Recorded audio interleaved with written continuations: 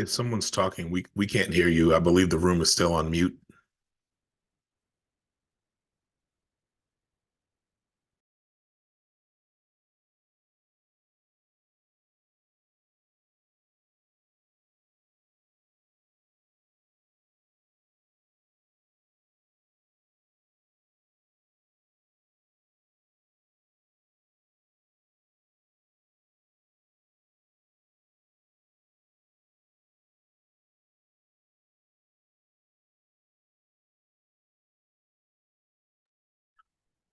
Okay, sir, you hear us now?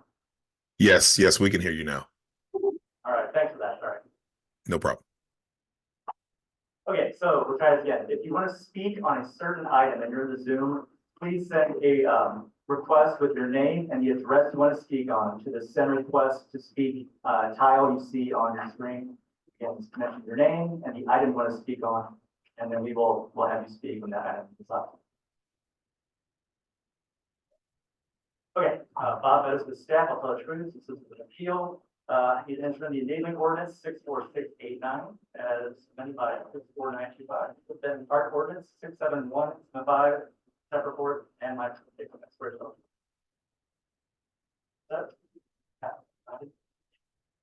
Is an event park. This is 1943 Lynch. The appeal centers around the replacement of the slate tile on the mansard roof with a composite shingle. Please do that. The location, at the intersection of Salina and Lynch. The building is highlighted on the right. Next. This is the current condition.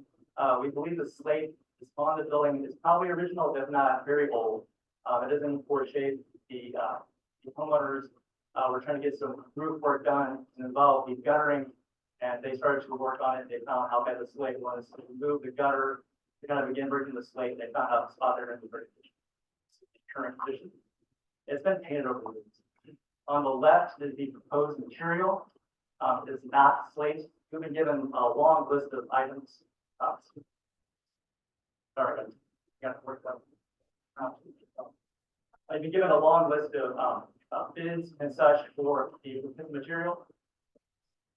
All right. Sorry again. I'm a little broke. Not fine.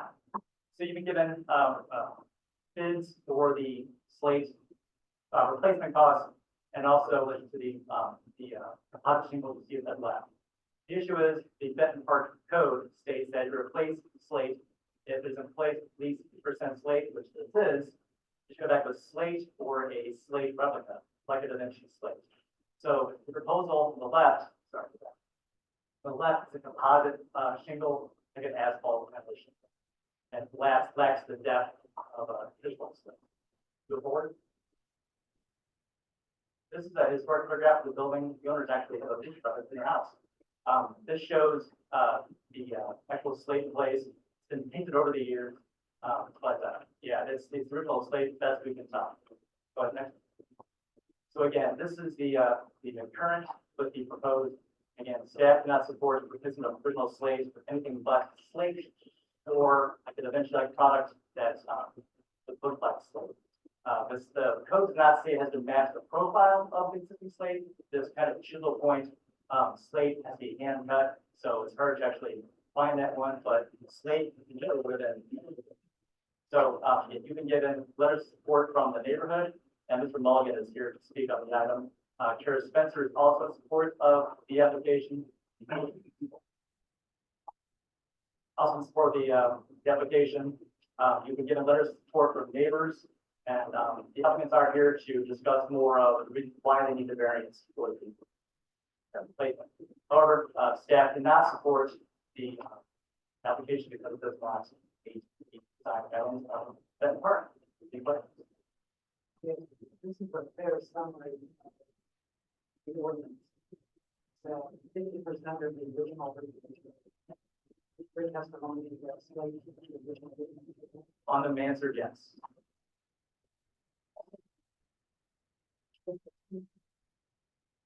To clarify, that's what they want to put on the building. Yes, on the right is what they what you And that's an asphalt shingle. Yes, Code clearly says no.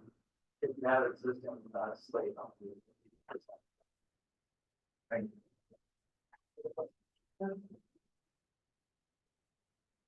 Sorry, I'm really. The appellant present? The phone.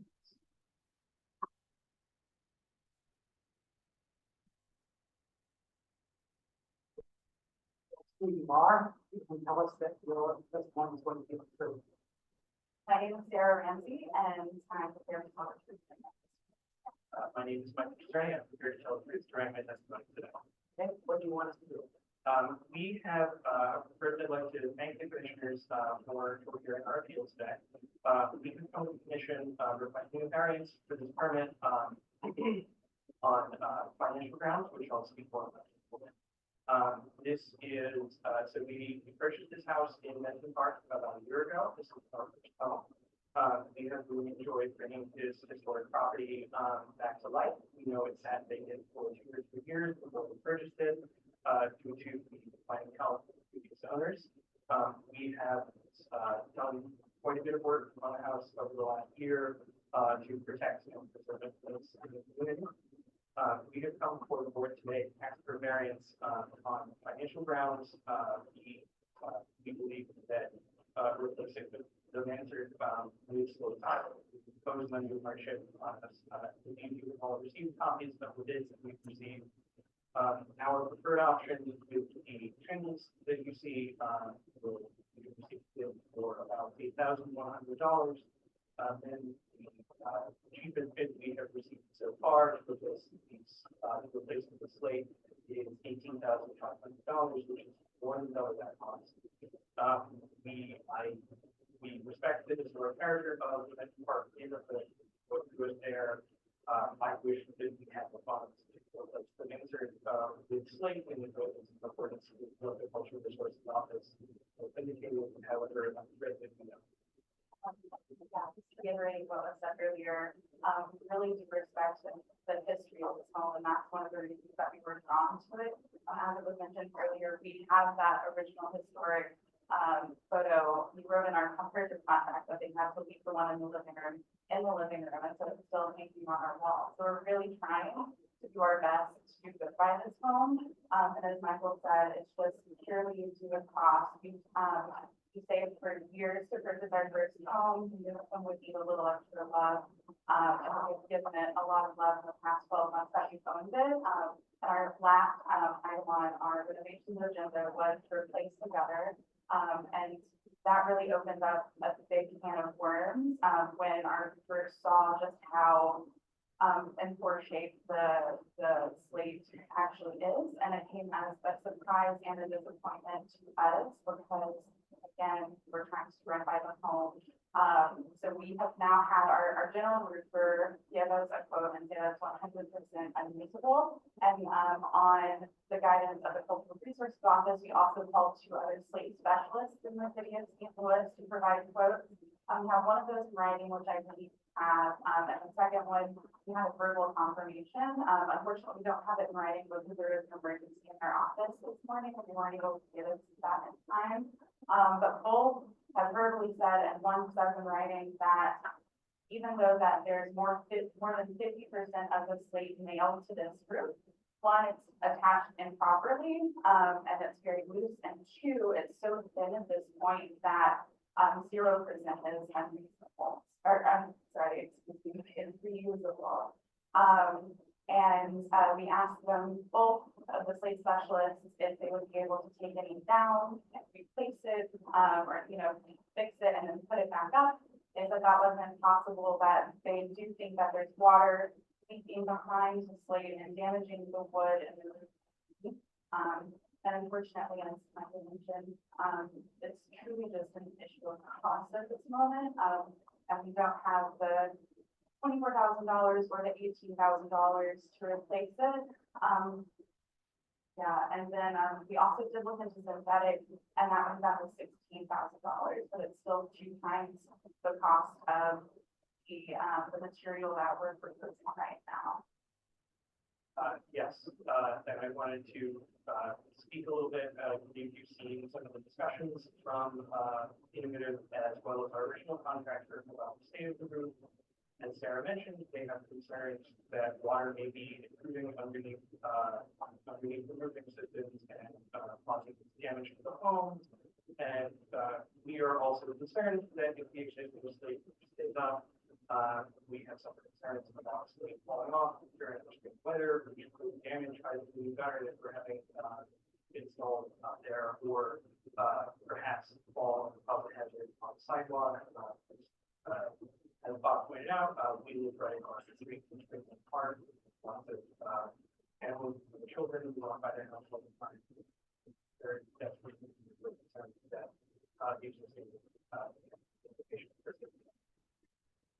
That's all of the prepared comments that we have, but definitely welcome any questions, like reference.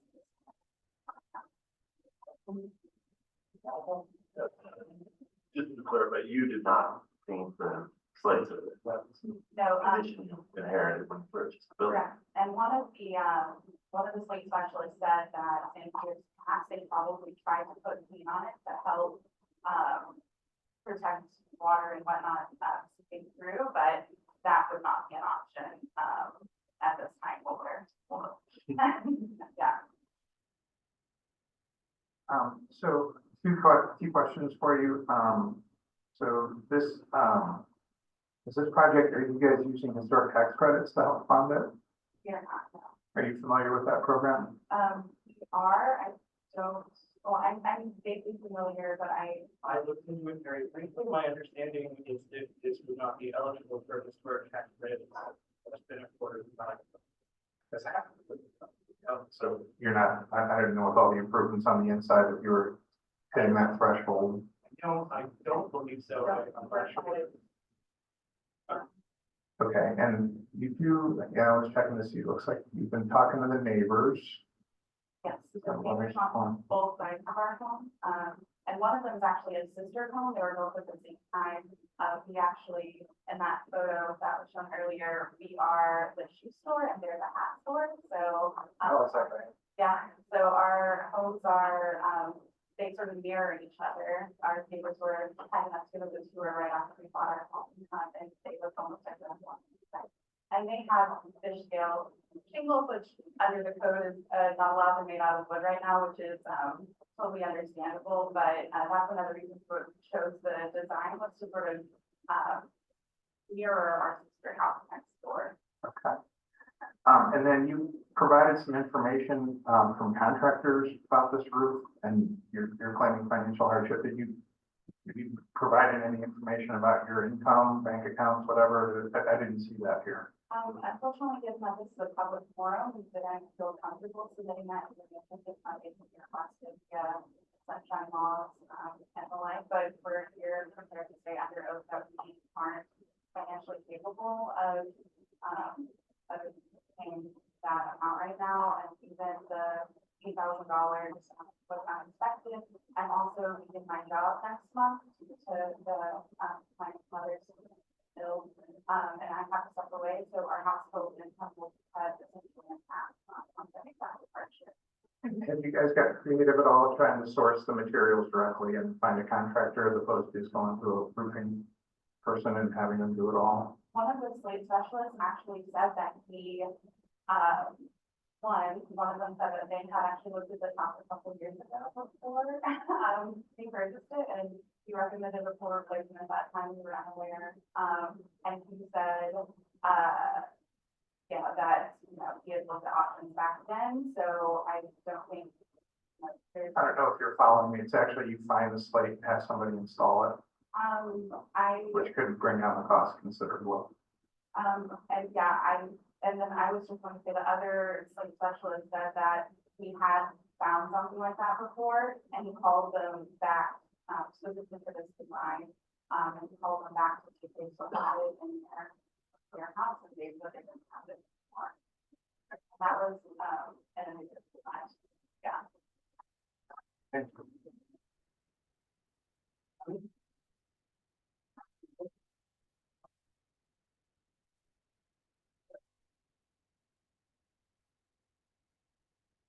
We would like to thank the commission again for their time and attention here.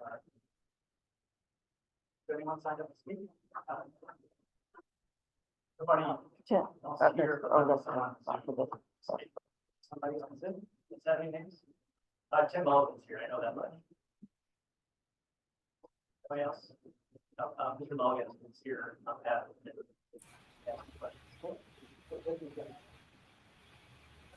Thank you. Sarah and Michael reached out to the Building Review Committee of Benton Park approximately 2 weeks ago. And we spent time learning their plight and trying to provide them with some suggestions. Last week when we had our Building Review Committee meeting, they were able to join us, and we reviewed this amongst the committee, and the committee was supportive of their request. The one observation is that the existing roof has been somewhat modified, or the trim boards have been modified, and it's not visible what flashing exists from the shingles to the parapet walls on the east and the west. So our request is to allow them to use the carriage house shingles, and then work with Cultural Resources Office or the Building Review Committee just to come up with appropriate detailing for the edge trim of the roof. Thank you. Tim, Mike Killeen here. Did you guys discuss how this will open the door to every mansard roof repair going forward in Benton Park will have this look, if you allow this? We were, I guess, cognizant, of that. It was just, we were approaching, this from, sort of 2 points. They would be able, under the existing code, to replace, the very textural slate pattern with a square-edged pattern. And we didn't feel that that would really, for the considering the cost of that, it doesn't provide much texture. And when it's approximately 30 feet, 28, 30 feet off the ground, it's kind of hard to see that slate texture, other than you're just assuming that it is because it's not a granular shingle.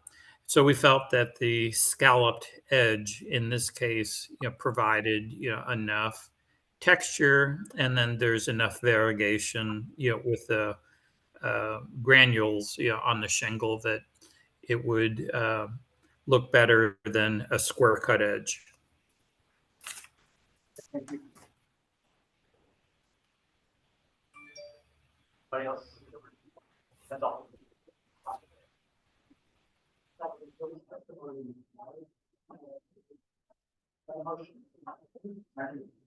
I move the Preservation Board uphold the denial to replace the slate shingles on the main roof with composite shingles as they do not meet the Benton Park historic guidelines.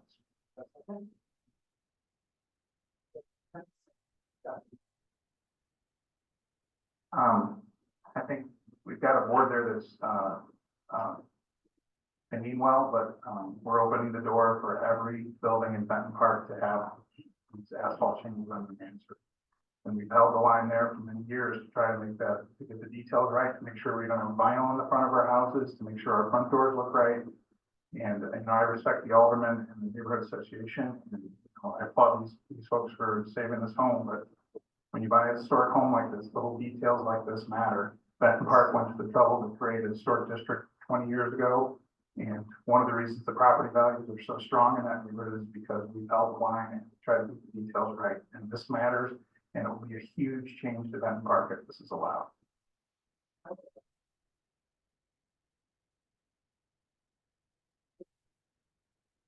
Can you speak up, please? No, you're not on. Oh, sorry.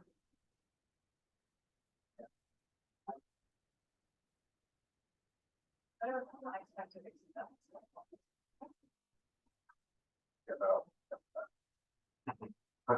but we haven't seen evidence. I mean, sure, it's relative, the two prices of the roofs are relatively, one's relatively higher than the other, but no. I mean, that doesn't tell us about financial hardship, relative cost of construction.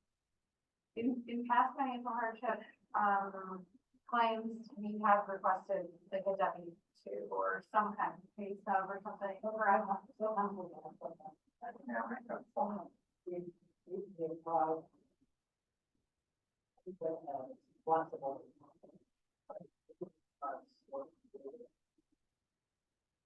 Right, and we don't even know what percentage of the overall project budget this roof expense would be, right?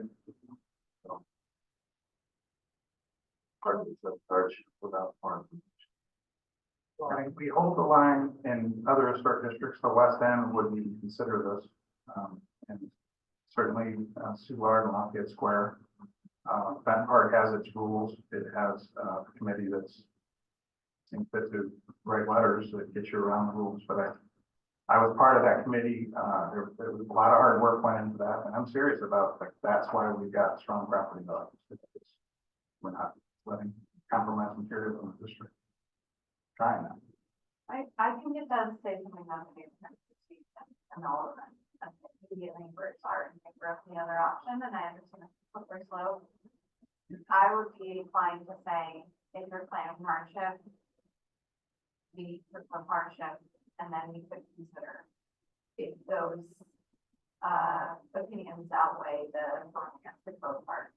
Yeah, because at this point, anybody can just bring it. Right. Price. I think if that's the reason, then for me, I feel like that would be more justification as to why that makes sense.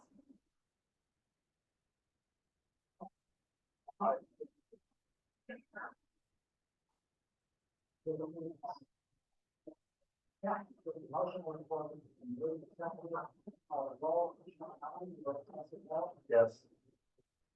Can I clarify? I have a question. I'm sorry. What's the motion?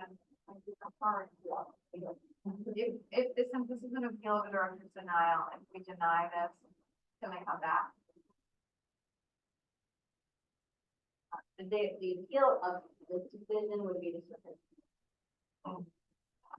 If they have to give them proposal. Yeah, then they could file a new, permit application. Okay, so, okay. We're not going to do this. Okay.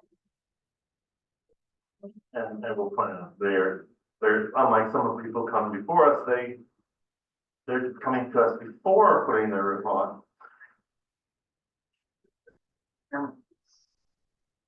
Before we send them off to court, do they have the option to withdraw their motion and come back with evidence? Try and give them.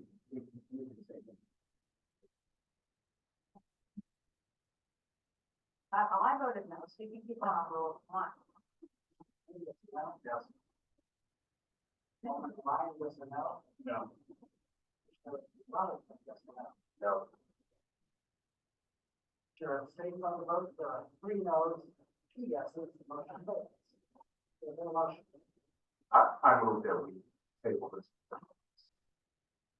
Allow the applicant to come back with financial. Yeah, page. Most of the people, I don't think it's subject to any unusual, I don't think that would run afoul of any, state time constraints. Can I second that motion? Call roll, Commissioner Allen, yes or no? Yes. Clifford, yes or no? Yes. Amy, yes or no? Yes. Commissioner Ryan, yes or no? Yes. Robinson, yes or no? Yes. Chair also votes yes. 6 yeses.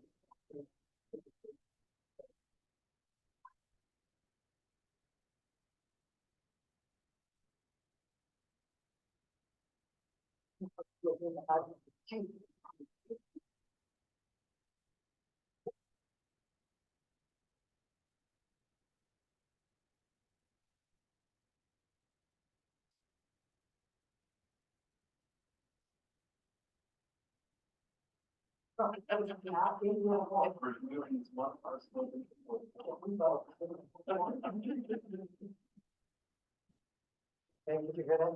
It's not, this is actually not in the fourth floor. That is a typo. I apologize. I am aware of the alternate. During the director's report, I wondered if we could figure out a way of imposing penalties for typos. I'll leave that to the board. It would be entirely appropriate, not cool. Proceed. Okay. And I used to with the Cultural Resources Office, and I sort of tell the truth. This is a staff report about the appeal of the refuge house demolished 3806 Florissant, an industrial compound with multiple structures.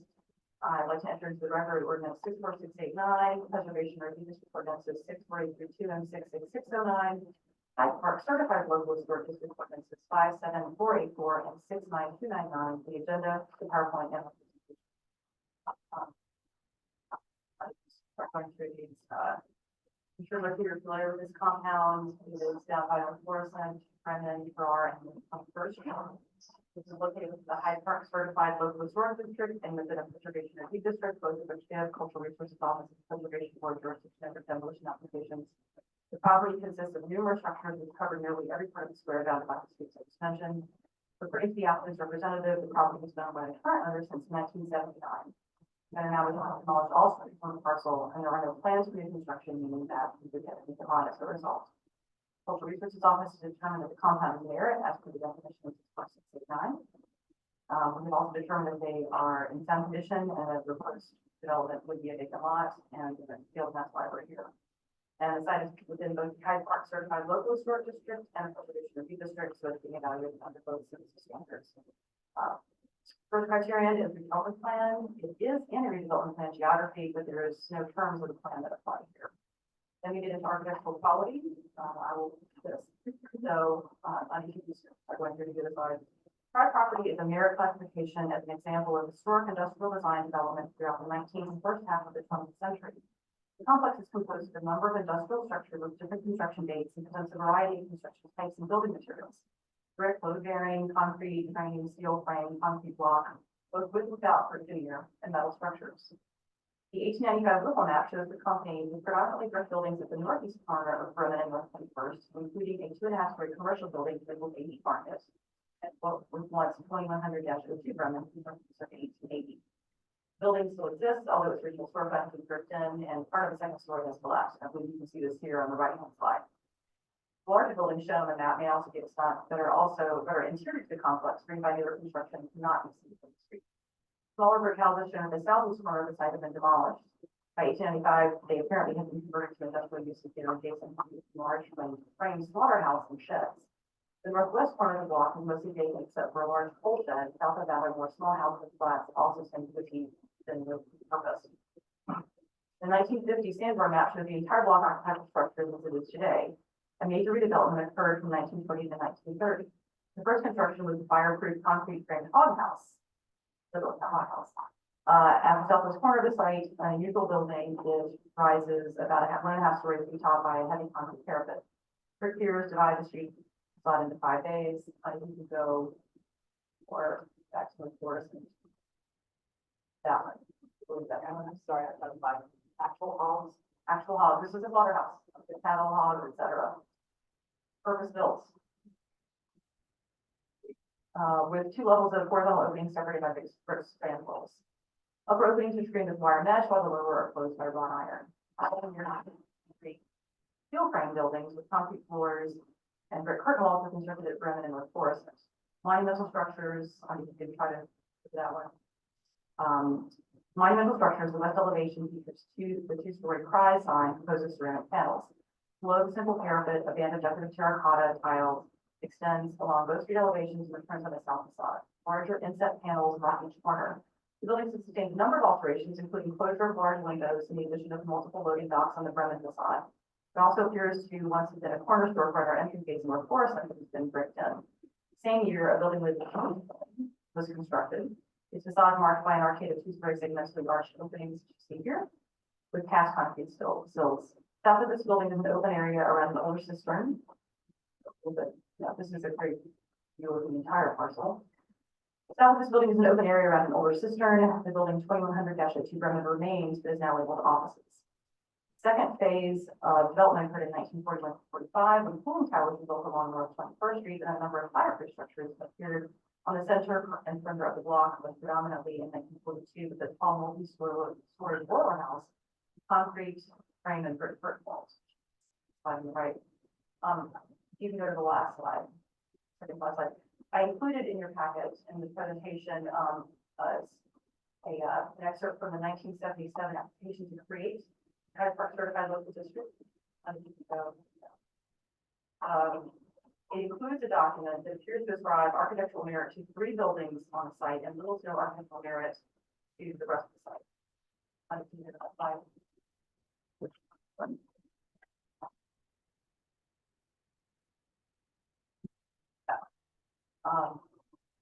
It's very hard to read, but trust me, very closely, and the dash lines do correspond to the description I just gave you. However, the methodology used to produce this document is unknown, and the buildings have been evaluated by staff under current interpretation of merit. The document is included in the interest of full disclosure. Condition. People go back and start walking around the block again. I think probably all of you know where this is, that you may not have ever given it kind of careful look that I have done and going to the site a couple times to take pictures. It is very complicated, so I hope that these photographs give you a sense. This is starting on North Florissant, south. You can just go to the next one. That's looking from south to north on Florissant going. This is along Farrar, going from left to right. That's for the end of the Farrar block. And what you see here behind the fence on the right side is what was North 21st Street. It has been vacated according to the assessor director's one. And then you go back to the Bremen side and switch to the Bremen side. And then going back up to the North Florissant side one more. So the buildings all appear sound under the definition of ordinance, with the exception of the building at North 21st and Bremen, which is in an earlier slide. It is sustained and collapse of a portion of the second story. However, judging from Google Street View, the collapse appears to have occurred before 2014, and the building's condition has not greatly changed since. In terms of neighborhood effects for use potential, the buildings occupy the entire block, which is 1 block west of Hyde Park. So there's only 1 block between this site and Hyde Park. To the south, across Farrar Street, sits a car repair shop and a lot where trucks and shipping containers are parked. To the east, across North 21st, now vacated, but this other parcel, it's additional industrial buildings, truck parking lots, and vacant lots, and a house. Those. On the north, or to the north, are rural Hansenburg residences, including single and multi-family homes, and across North Florissant are vacant lots, one of which is used to storage containers. Reuse potential is difficult to assess due to the complexity of the compound and the inability to access any of the buildings. We did ask for access. The owners would find to offer that to us. So the observations are made purely from exterior. Based on those exterior visual inspections, it appears that some of the buildings would be candidates for adaptive use. We've not received information on the hardship. And the proposed subsequent, there is no proposed subsequent construction, so the option would be a vacant lot. We then move on to the Hyde Park Storage District ordinance. And we note that its staff was limited to exterior inspections only and was not provided with structural reports or other information regarding the condition of the interiors of the building. Staff cannot see fully to the state of deterioration and disrepair, which is what the Hyde Park ordinance requires us to look at, or the structural soundness and practicability of rehabilitation. We also know that the community development agency, which is mentioned in the Hyde Park ordinance, again created in 1977, was phased out in 1910. So, preliminary findings and conclusions: the building situated on 3806 North Florissant parcel or Garrett buildings. They're located in the Hyde Park Certified Local Storage District as well as the Preservation District. They are sound under the definition of 469. Given that staff have limited to exterior inspections of the further buildings, it's unclear whether the buildings are in a state of deterioration and disrepair or are so unsound structurally to make rehabilitation impossible. Buildings are located in 1 block from Hyde Park, and there is potential for their reuse. There is no proposed subsequent construction that results in a vacant lot, and we therefore recommend that the administration board uphold the denial of the application.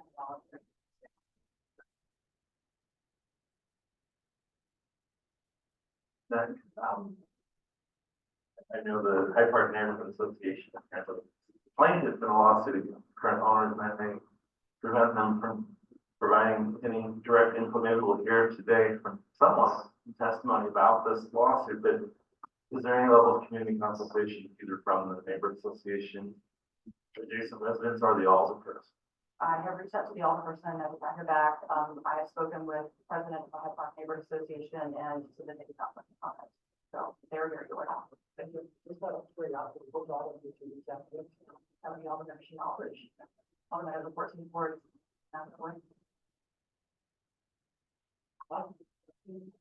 No, clarify what this thing.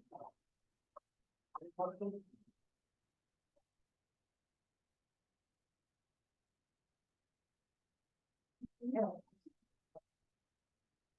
Well, thank you.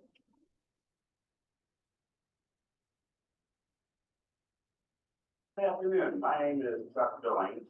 While I am an attorney, I'm also here to present some facts about the building. Plenty of the buildings, but everything I will say to you is under oath and think it's open as true.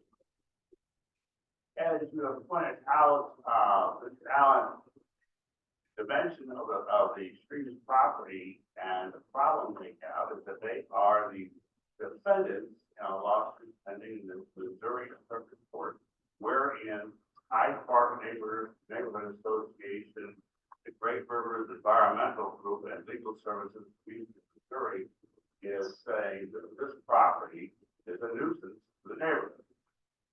And it should be resolved or remediated or something should be done because in their opinion it is out of its usefulness.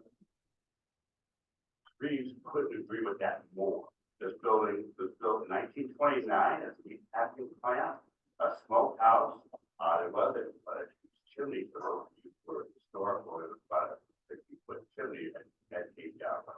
So they required this. It was the bologna capital, I think, of the United States at one time. But it was a slaughterhouse.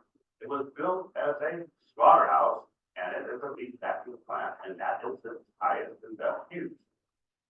There is no other use that is capable, and other than demolition, which is why they have applied the demolition. They have not presented you all with construction permits because, frankly, we don't know what this board and the city would permit since it is zoned now 275. They bought in 1979, currently zone J industrial. They are within their grandfather zoning. However, if there is substantial remediation done in this building, they would default to the new zoning, which, as you all know, that we don't get the benefit of that J industrial moving forward. It would now turn to two-family apartment. Multi-family residence. So they are in the proverbial rock and a hard place. Kathy, who's here to supplement my comment, owns 50 properties. She owns residence. She is in the business of rehab. This is not a building that lends itself or is capable of rehab. If it was, they would be happy to take what is essentially a vacant building, which they are paying taxes on and not underutilized, and is a nuisance to the neighbors, so says their lawsuit, and make it something of a productive property. They've been here since 1979, and they use, as the city points out, they have used the whole square block, and they have multiple properties, which are also described in the lawsuit, on other blocks in this area. They would love to make use of this property and to make it a welcome addition to this area, which is surrounded by vacant lots, derelict buildings, and semi habited structures, and they're not habited by people that are doing good deeds in the neighborhood. So this has been the anchor up there. They have tried to do what they can as a good corporate citizen, but we don't have much of an option here. If the city can't tear it down and you can't rebuild it, it would be $15 million to try to rebuild it. And then you'd have the best 1929 slaughterhouse in North St. Louis when it was rebuilt. It doesn't make sense. I'm not saying we're not here for fiscal allowances here. We're just saying it doesn't make sense. People aren't going to come up here and live in a packing plant. So that's really the long and short. We don't disagree with the city facts and photographs. We didn't present alternatives. But the lawsuit's pending. We're in front of Judge White, Bill White over in the circuit court. And that case is not resolved yet. Part of it depends on what you all review those financial statements. Is there any, do I have any questions that I can possibly answer? And we have Kathy here for something that I might not know. Is there any reason, that cultural resources was not allowed in the building that perhaps? We don't know, and it's unsafe, sir. Oh, that's why. It is absolutely unsafe.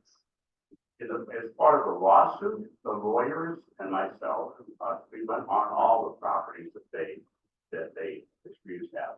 This is boarded up, and they let the dogs in. They have dogs. They let the dogs in, but that's all. Nobody, we don't. Nothing. So is there any structural report to back up that statement? No, sir. As an engineer and. No, sir. No. You did, thank you.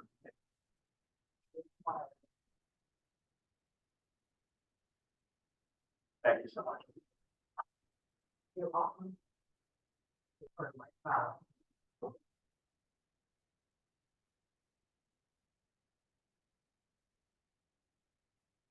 Good afternoon, my name is Vince Katie, I represent the Hyde Park Neighborhood Association of North St. Louis Incorporated.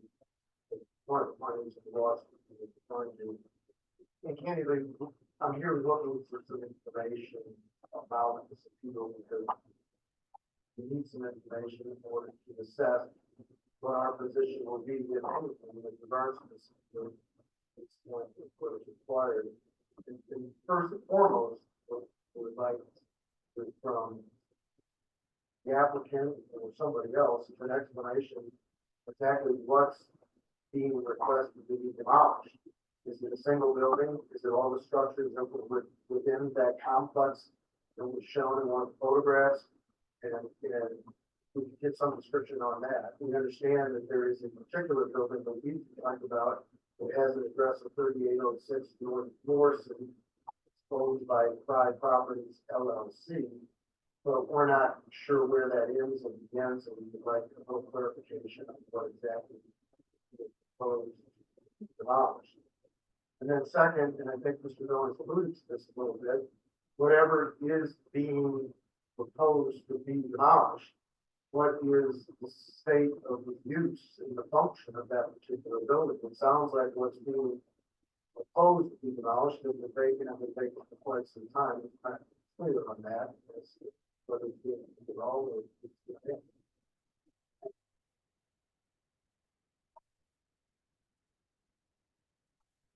David Jackson.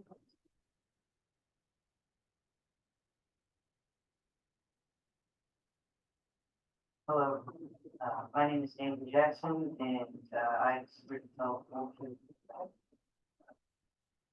So I run the Facebook page, tour company, and research service, St. Louis History and Architecture, and Hyde Park is one of the neighborhoods which I give tours on, and we oftentimes go by the Pride EPAC building as part of the tours, and many people remember this building throughout when they lived there when they were younger, and it has a fairly significant portion of the neighborhood's history all the way back to the late 19th century, as the presentation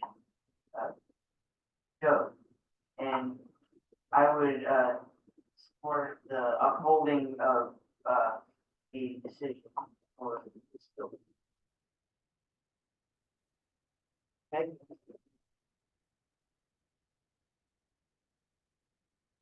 Clarify, the zoning parcel is the two family. There are options with this parcel as with any other for an applicant to move in request to have the parcel rezoned, but that's not prohibited. Also, in terms of what the parcel is, what that address includes, according to the assessor's records, it's the entire story, but it's actually not 21st. So it's one parcel and it's everything you see in this, this slide, one structures, all of the structures. Don't you want to close?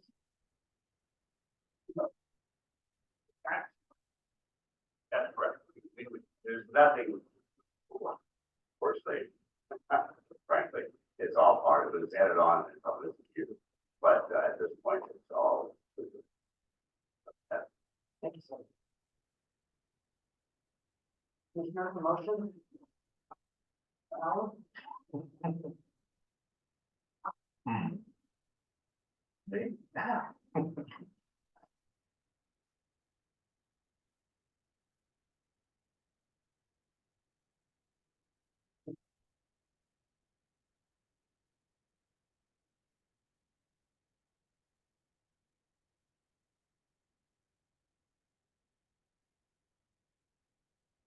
I move that the preservation board uphold the denial of the application to demolish the compound with multiple structures as it does not meet the criteria for demolition under the preservation review ordinance 64832 or the Hyde Park Local Historic District Ordinance 57484. Under ordinance 64832, section A, redevelopment plans are not applicable. There is nothing here in this case. Under architectural quality, it has been determined by the staff to be a merit classification. Under condition, the buildings are sound under the term of the ordinance 64689, at least upon exterior and visual inspection. In terms of neighborhood effect and reuse potential, there is definitely demonstrable reuse potential for some of the buildings, if not all. But we didn't hear enough testimony to sort those issues out. There's no information under economic hardship. There's been no information on economic hardship. And for proposed new construction, there is a letter stating that new construction would be desirable, but there is nothing ready for a construction permit or even an architectural rendering at hand. So those are my reasons for making that motion. Second. I guess I'd like to add that, when I asked if there was a structural report, that there hasn't been one commissioned yet. When we have any important or any historic building that's under consideration here, and the claim is just too dangerous, well, we always require that report, so that would be helpful. And also the economic hardship. I can understand your argument that, like, okay, is anybody gonna want to go up there and move into a manufacturing plant? But it has some, just looking at that aerial view, there's some pretty buildings in there. But how much is that gonna cost to bring back, and how realistic is that in this market? Well, it's probably a long shot, but could we see the numbers? Just give us something to quantify taking down, such an important historic, complex in the city. So. I agree. I mean, I think certain buildings might be goners and certain might not, but we would need much more detail than what's presented. We heard one address from the plaintiffs in the lawsuit. I'm not also certain what the plaintiffs are seeking, if they actually agree with this total demolition. So I think community input would be much more helpful in thinking this through, but based on what we have to do today, I think we have to say no for now, at least. Yeah, I think I agree with those. Those positions and stuff, but obviously they're in a rock and a hard place, but yeah, and understanding what places are, what part of the site they are looking to have mediated is important. I don't know how. Given the information, yeah. Right. I mean, if you do a better making back to the question of knowledge, building and why building. All buildings. I mean, Possibly, but I think having an understanding clearly the neighborhood has filed a suit because there is an issue here that has to be resolved. But I think we need to know, from the neighborhood and the suit, what buildings they're referring to. And I think we have an idea that the next step. What phase yeah.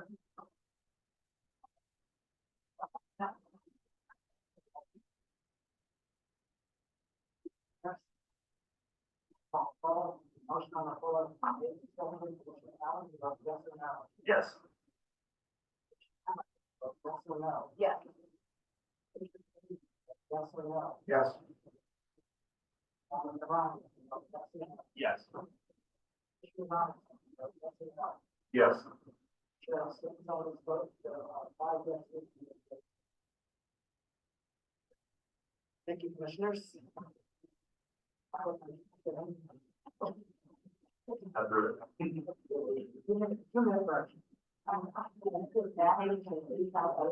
Covered all of the, I drove in the boat. Watch you to pick up the location, drop off the airport. I wasn't around to actually do a run. No, not. Thank you for that, I considered all of that. It's so bad. Still the, Suzuki. Yeah, very clear. Away. Well, I do thank you. Well, in the absence of Commissioner Richardson, there was only one person. Oh, okay. Anyway. Years ago, I remember the demolition before. No.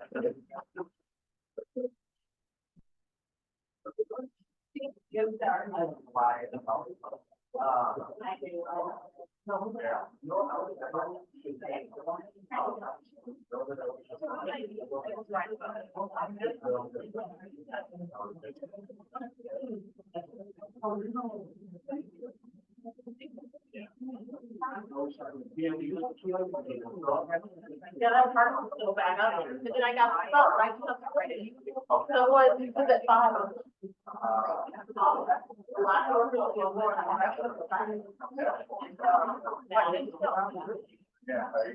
Did you see? No, I did not. That was so nice. I did What number? It started with the appeal, so we didn't have to. We're going back to A. Oh, I think. Yeah. Why? Wow. It would take too long to tell you now. I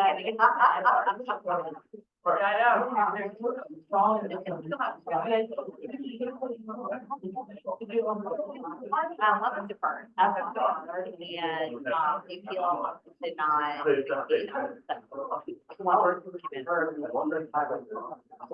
That too, that too.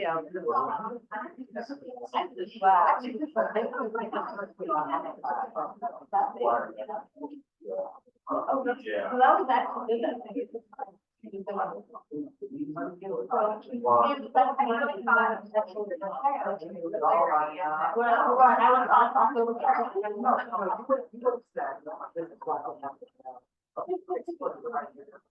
Oh, nice.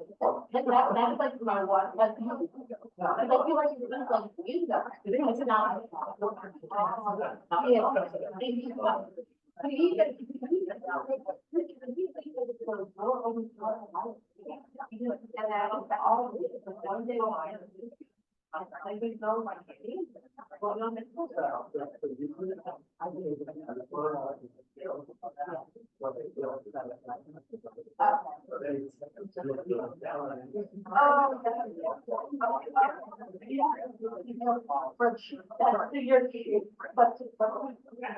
We have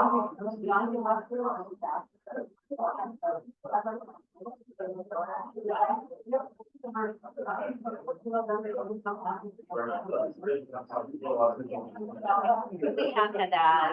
I know. I don't get that in both.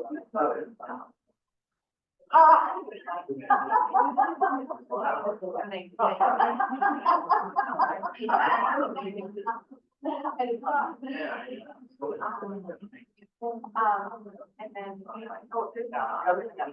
Yeah. Why? It was taken.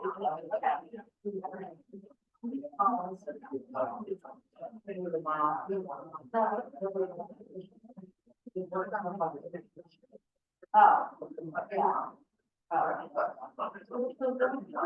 yeah. They announced the applicant will decide to withdraw. Yeah. That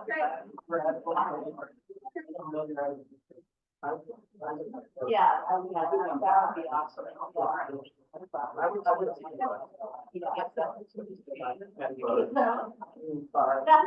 Somebody else. No, I do that. Okay, you ready to go back on the record? We are set. Okay. Right.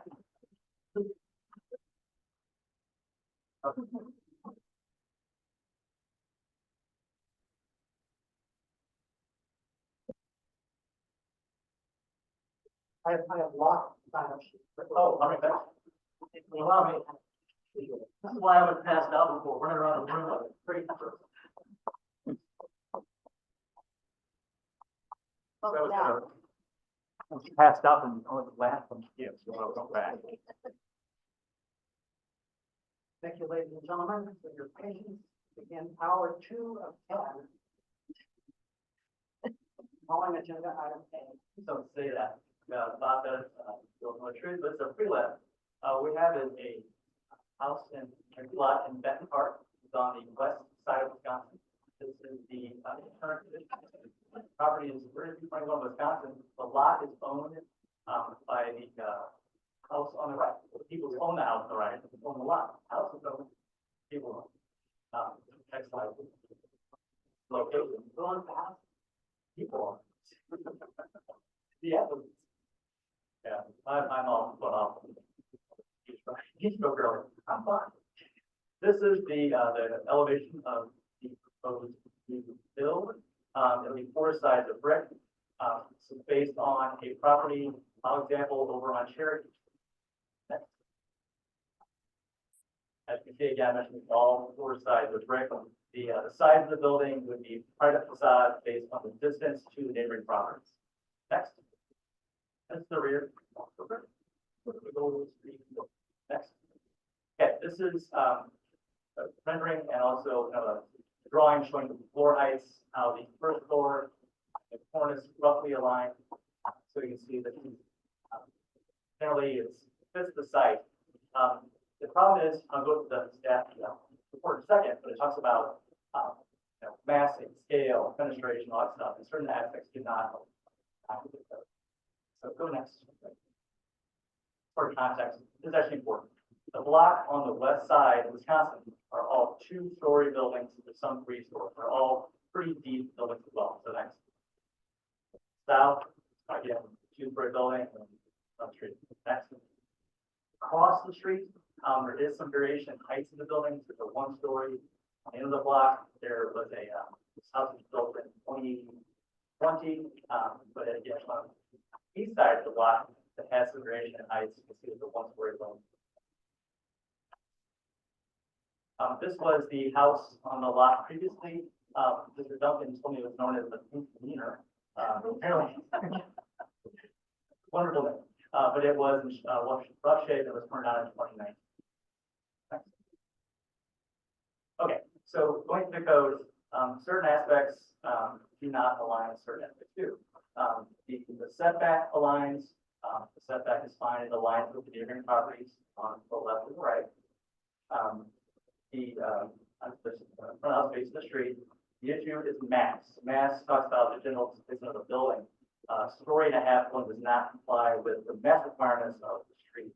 It talks about it should align with the mass of the adjacent buildings. property, the proposed building is shorter and, squatter than the existing building, so it's not complied with the mass requirements of that part code. Next is scale.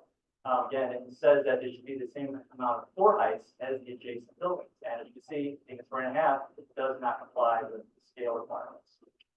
Also in terms of proportion, which is more of a minor thing, I worked out that detail there. The windows appear a little more squat, and shorter and a little wider. You see the rest of the block, they're taller and narrower. Next. Go back to them. Go back. Let's stop it there. So building does not comply with the mass requirements, scale requirements, within standards. The issue does come down to also the choice of the model example. The building you see, the rendering down below, also a picture of the example in your staff report, it's a lovely building and they've done a good job as their design. However, in the verbiage for model example, it talks about it needs to be contextual with the streetscape it's going into. And it being smaller, it doesn't really align with the model example being appropriate for the site itself. So given that, staff recommends that the board withhold preliminary approval at this time. We have a letter from the neighborhood, there's portion of it. They've been meeting with the neighborhood actually for several months on this. Pro only saw this a few weeks ago. So they've actually had more engagement with that part versus us. Any questions? So there's been no back and forth with your office on that? It hasn't relatively quickly. Again, it's no fault of anybody. It's like they went to the neighborhood first and had a long discussion with the neighborhood in terms of getting what the neighborhood thought would be appropriate. They had back and forth and tweaked the design based on the neighborhood. Yeah, that's one way to do it, but when they come to us, we apply the code, we have to say, hey, by the way, these items do not define for the code. We met with Tony and the applicants, and they understood our perspective, but they've gotten so far down the path of design, I think that this is what they want. So I'm trying to clarify, according to that drawing, the furnace is lined up, but according to this, it's not. Right, and I will say, and again, this is also, they were wonderful in terms of taking architect. We asked for a better line drawing to show what the line, the streetscape is at least skewed. So, and when we did bring that point up to them, they did produce the line drawing. So the line drawing is accurate in terms of floor heights. The streetscape was more of a idea what it would look like on the site. Use sense of color. And is it, do I have that right? You pass right through the building to the backyard? Looks like it's open to, so. Maybe I could ask the applicant. To the front door, the side. This word here, I'm seeing right through the backyard. I don't believe that's. I didn't include a floor plan and the presentation, but I don't. The homeowners are going to use the property for personal use. So it's actual house. Shop and style home. Do you feel that if this board were to approve this, but you've got to work out details with you, that you could fix this, or do you need us to reject this and send it back to the drawing board? I think that there are some minor tweaking. Jan said we wanted to call it the portion. I've worked them on lining the windows and doing some minor details. That's doable. If you could live with this building, because you don't like the model, I mean, no, it's fine, it doesn't fit on the street according to your testimony. It's a great building architectural for the street, not for the scale. So you asked me if I'm okay with that. You guys are the code directs us. The code directs us. So if you choose to overturn it, that's your prerogative. You will work with whatever gets to it. I hope the building we want. It would be a two-story. That would make it easier. That would check all the boxes. But yeah, it's good measure. Why don't they want to make it 2-story? I think they'll probably have more. Yeah, it's gonna be for personal use, for friends, family, that sort of thing. I think Like an Airbnb? I don't know. Again, they can probably look more at that. I don't want to speak to them on that.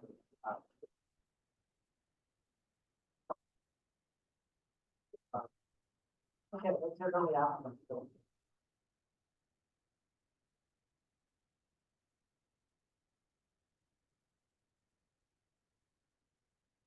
I'm Anthony Jeff Architect. I'll be truthful in my testimony. Question about use. They own the building actually to your left, to the south. So like, looks like it's a 2-family to a 4-family building at one time. And the larger buildings, they have quite a square footage. What they were hoping to do with this piece of property was make it into a local guest house. So as far as it being a 2-story house, that just isn't what this owner needs. So it's difficult as an architect to tell an owner that give this open piece of land, but you have to build twice the square footage that he wanted it.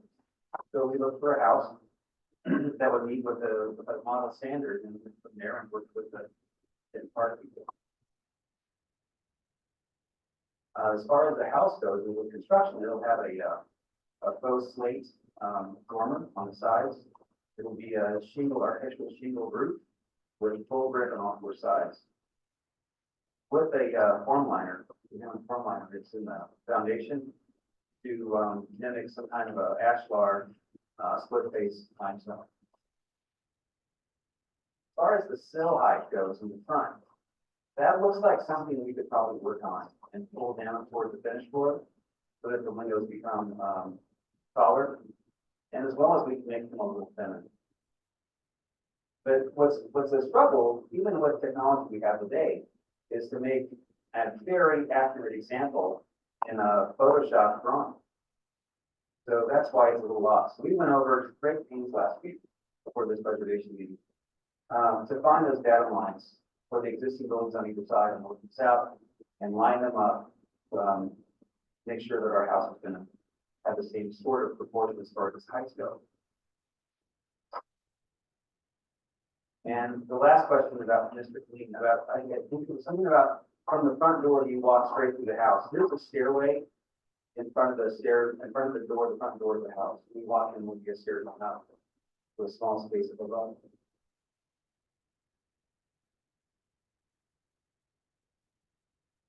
Well, yeah, thank you. Yeah, that illustration kind of looks like one of those pass-throughs like you see in Soulard.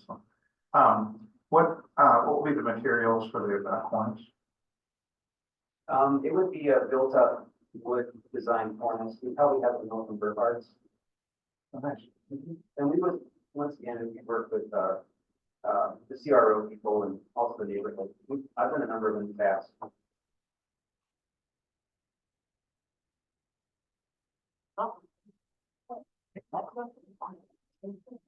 Right, we have the owner here. I always think these boards like this, a little bit, like who's really going to be using this house? It's nothing to me.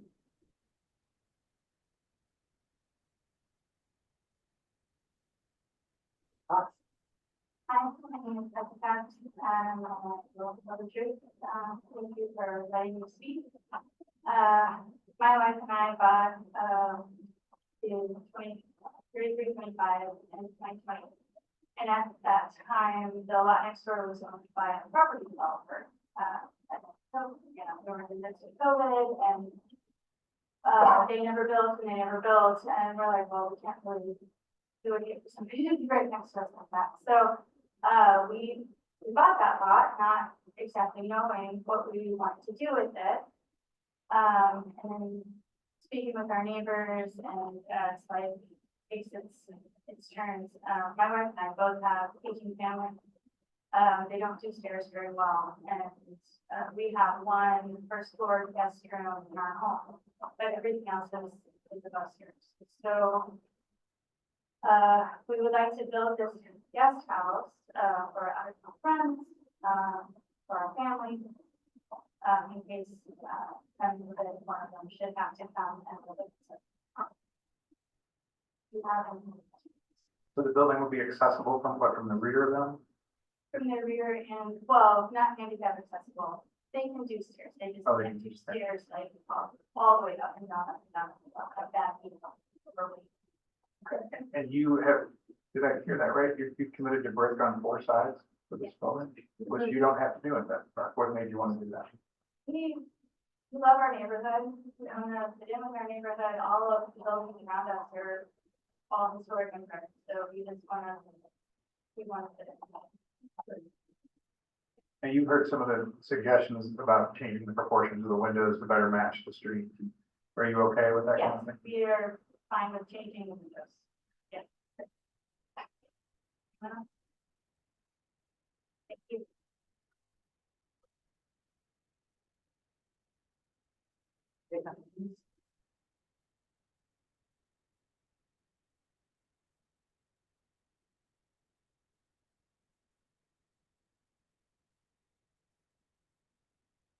I think, okay, Anthony Phelps, on one to, down in South, working with the local client. It's been really great working with the client, working with the neighborhood to hash out. It's been a big learning curve for me. This is very new to residential, and it's good to be a part of this, living in St. Louis, with my own little measure. It's really nice to be a part of it. I would say, looking at the model example, we've done a very good job of tying that in, and yet, the window is definitely, looking at it, from the street face, are a little, of course, so this could definitely come in a little bit and be more narrow. But I think the floor heights match really well, the sill heights definitely come down. We have talked about making it accessible from the rear, because still has possibly a little bit because of the window is that in a way that potentially could access to any ramp. Future, so something about. And I think the scale issue I can see being a problem, but there's a lot of examples to look at where it's a similar single story house surrounded by story and three-story. And a lot of them are just revival homes that fit in that scenario.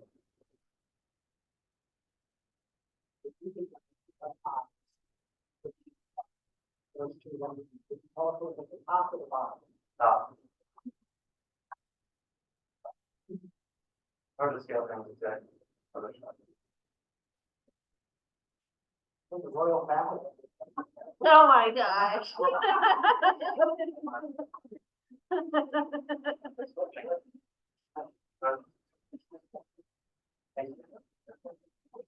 David Jackson.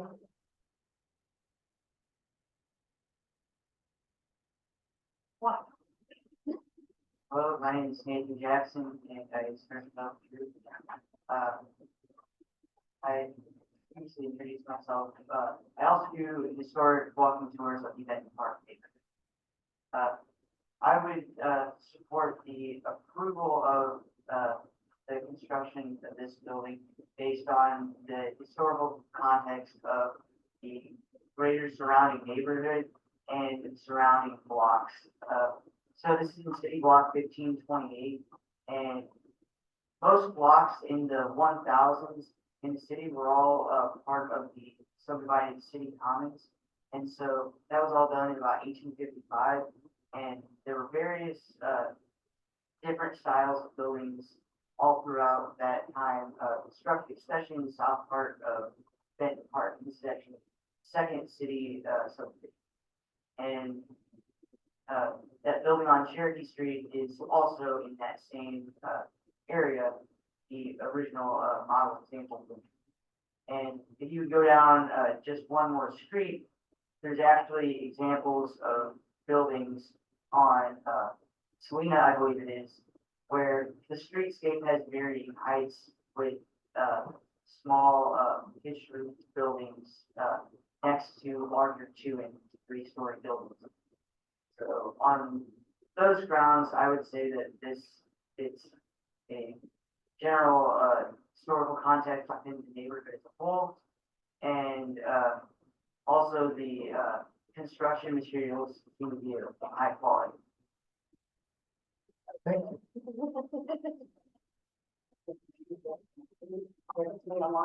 We do. I want to make 2 quick points. I don't want to steal Mr. Mulligan's thunder. He's online, but the neighborhood did provide support for the project, like I mentioned. And also, you have a packet of photographs that was showing the page mentioned about lots that have very high. I do also want to note that Rebecca's wife's online, and she swears there will not be an Airbnb. And a pool in the back. She puts it in the chat. I just wanted to make note of that. There'll be a pool in the back. Will not be an Airbnb.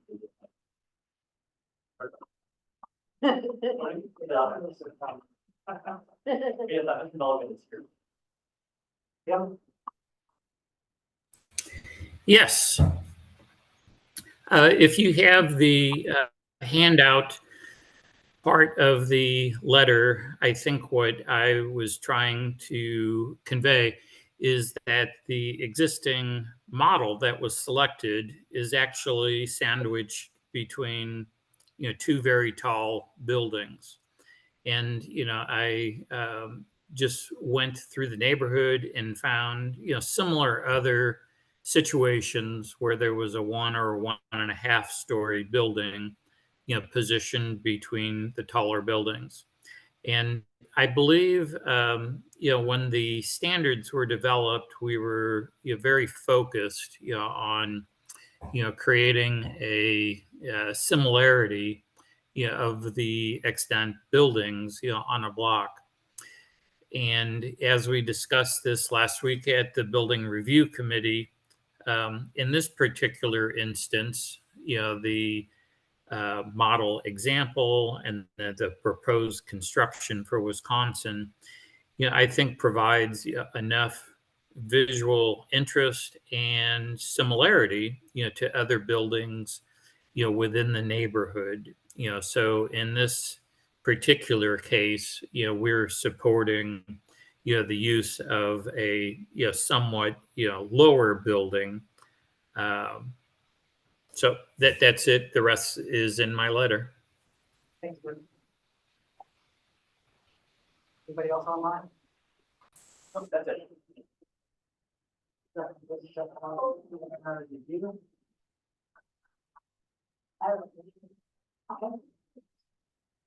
My motion.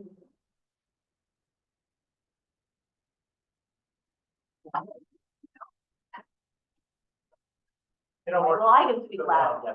My motion is for the Preservation Board to grant preliminary approval, with, I don't know how to say this, something like, with, The stipulation that materials, proportions, and details be worked out with staff. Yeah. Something like that. That includes the window. Second, second, discussion? Hearing none. I'll call the roll.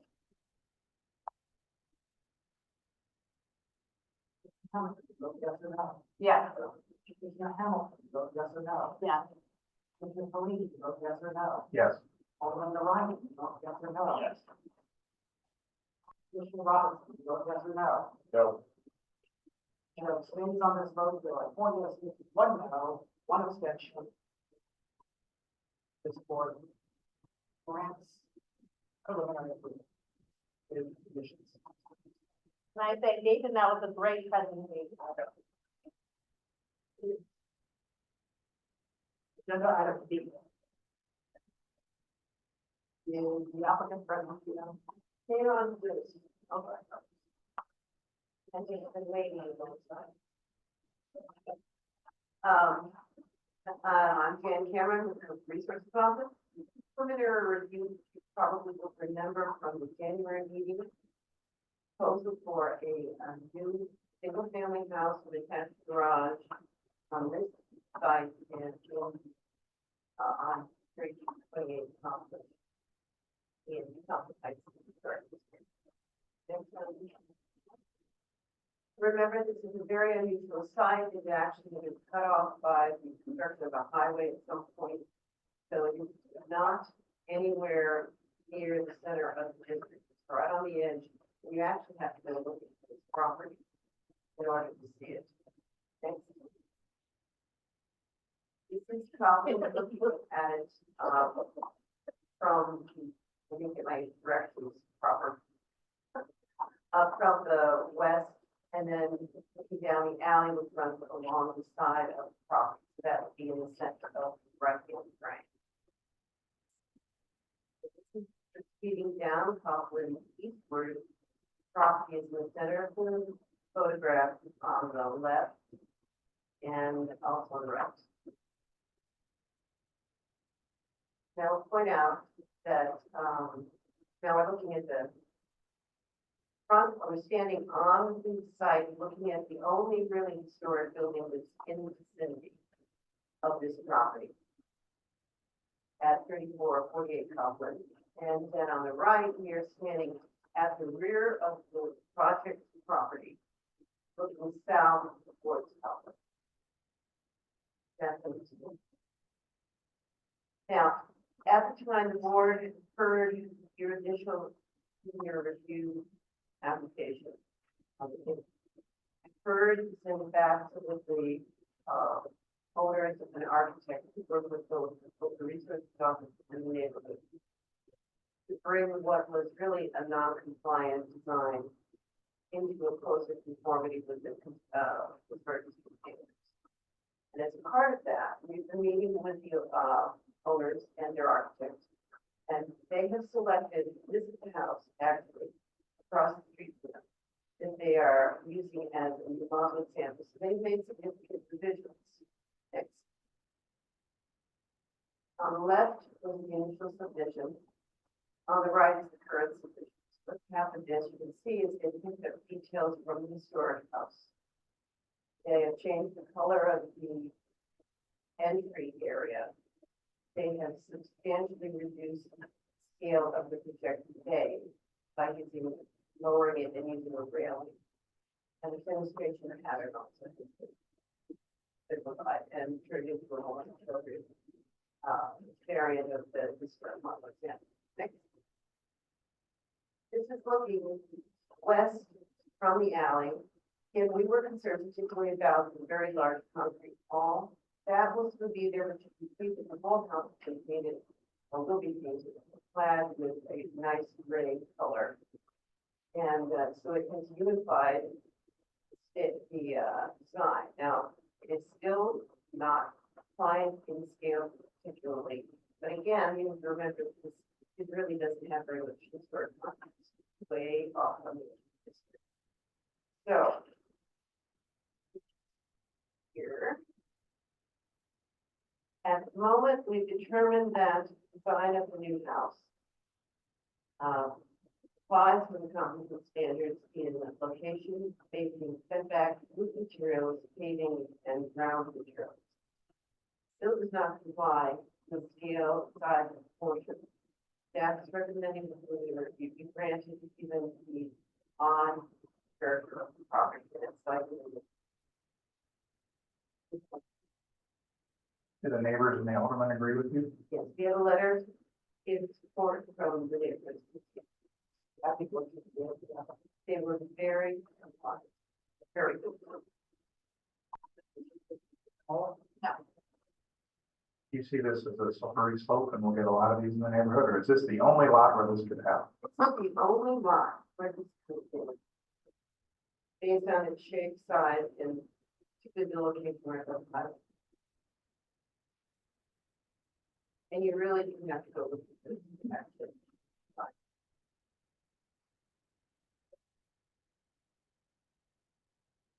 Got a motion? Oh,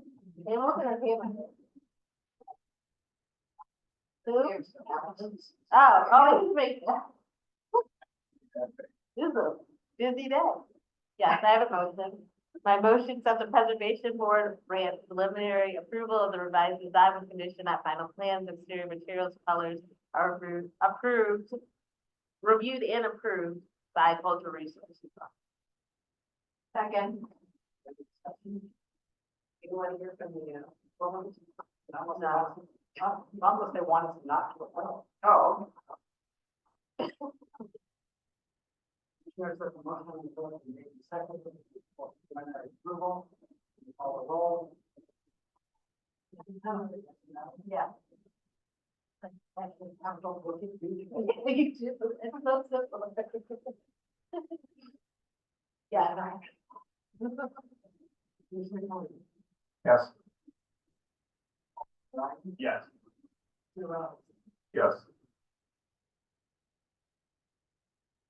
There's things on this vote at all. Five was to approval, one abstention, to grant this preliminary.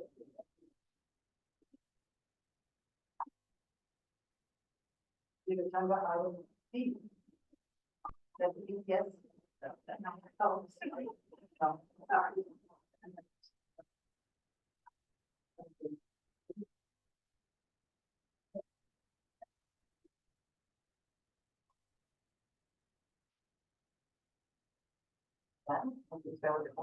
Office.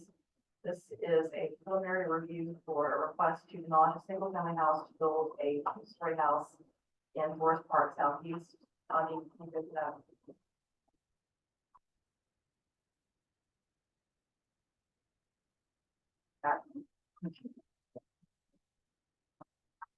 Yeah. Okay, so the house, we go to the next one. Here you can see the context, and it's too faint, I think, that this too much light, but it is just outside of one of the 7 expansions of the Forest Park Southeast National Registry District, so it is only in a preservation district, not in a National Registry District. We evaluated according to the preservation review district standards. It is not in the redevelopment plan area.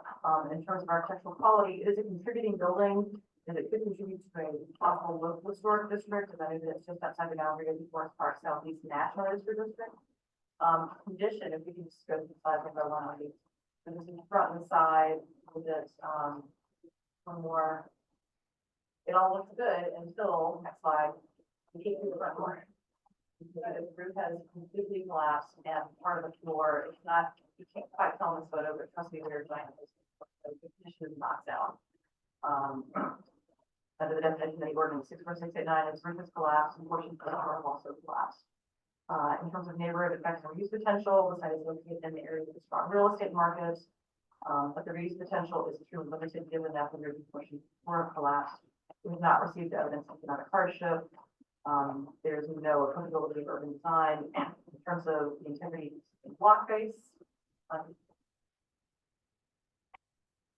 The block contains a wide variety of housing types and styles, including brick 2 families and 4 families, brick townhouses, frame single-family houses, and several examples of new construction.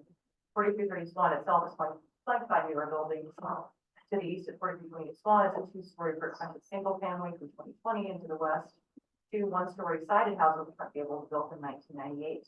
The loss of this small house and it's replaced by the proposed 2-story brick fronted single family, similar in design and scale to the house at 4328 Swan, would not significantly impact the continuity in the village block. Proposed demolition of buildings needs character if applicable. There's no applicability of the elimination of uses. Proposed construction, which I'll get to in a moment, we believe complies. It would continue the dominant context of 2-story structures on both sides of the block. The proposed construction would be very single family house with a brick facade, the decorative scale materials, and design and fenestration patterns of similar houses in the neighborhood.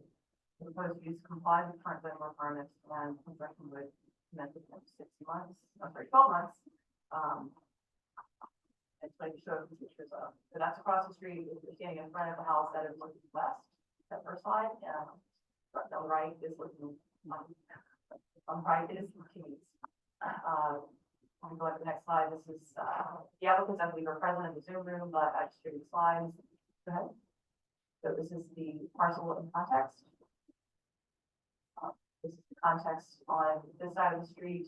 You can see 4330 Swan in the top rendering, and then the opposite side of the street down below. And next slide. This is how the proposed infrastructure would fit into the streetscape.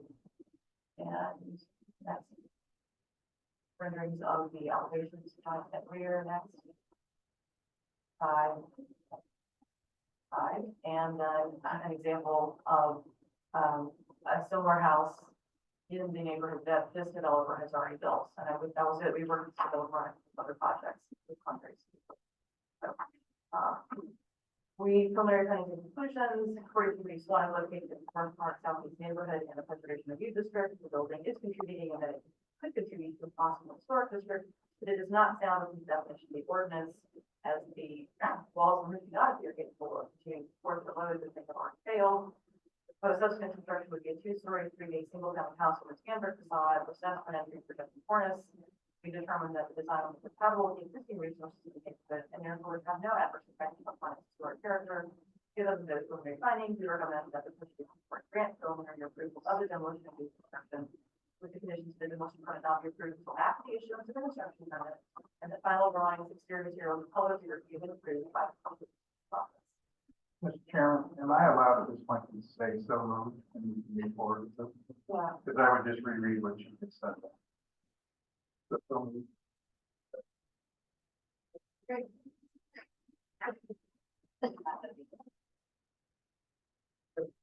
That asked. We need to hear. Okay, Joe, Sarah, if y'all in the room, I think we've got your approval. Is that, is the vote been taken? Yeah. Okay, all right, I take that back. A vote's about to be taken. Look for the motion on the floor.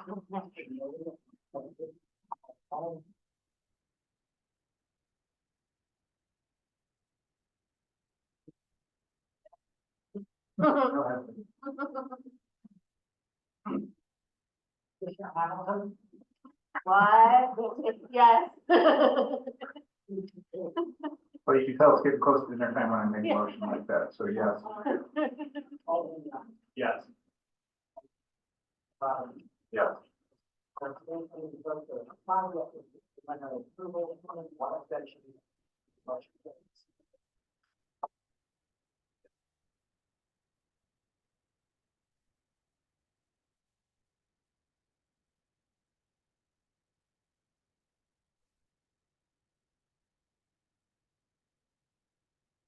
Like, make the motion now before I start.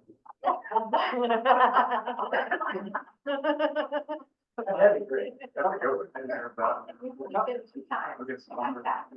No, for the record, Alderman Ryan. Self-consideration. This is the, field.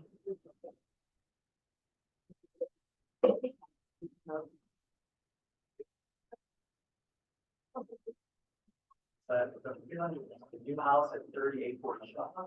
Shaw, well, this is very different. This is the site. Question. Level set, the green area, to the left, you'll see a new parking lot that services the building to some location. Next. Context, just to the east of 39. Go ahead. This shows the site plan, the building align. I'm not going to go through how it complies. That's show photographs. The building does align with the setbacks of existing building stock on the block. Next. The architect has worked with us really well on this since the first thing a few months ago. I think we've asked for in terms of the detail, the size, the scale, all of it, they've worked really well. It's on it. The porch, everything will be well for both. See, the building aligns with the floor heights, the house to the east, sorry, the west. Next. The bridge will have a substantial brick return on the sides of the building. Shaw, there is no size of the building or the side, they're not requirements for the size of the building. So this is appropriate. Brick is backing up, it's a massive of the building, it's appropriate. The siding will be a dark color to blend in with the brick as well. Next. The back of the house is lovely. And next, please. I will note that there's going to be a new curb cut and driveway. Shaw requires that the board approve that. It's not a variance per se, but just a board must approve any curb cuts and driveway. Parking at the rear of the building, there's an attached garage, and obviously access off of the street. The brick will be a brown brick next. Sorry, look, here's some context. Looking east on the block, it's all 2-story, multi-single family. It's just like next. This is to west, again, 2-story buildings, some 2.5-story buildings. This, you see it as a shaped parapet, 2 buildings down. It's like the proposed. Next. Cross street, 2-story building. Next. Yes, the building in context. You received letters of support from the neighborhood as long as they instruct what they have seen. We also have a letter of support from the Alderman. Staff recommends that the board grants approval subject to the usual language where we see the final details, materials. that's something that go through this more, but it's lovely drawings done by Max and Virgil was here. You can keep on going. That's the brick, and that kind of darker red does show up in Shaw often, so it's not full color of red. Questions?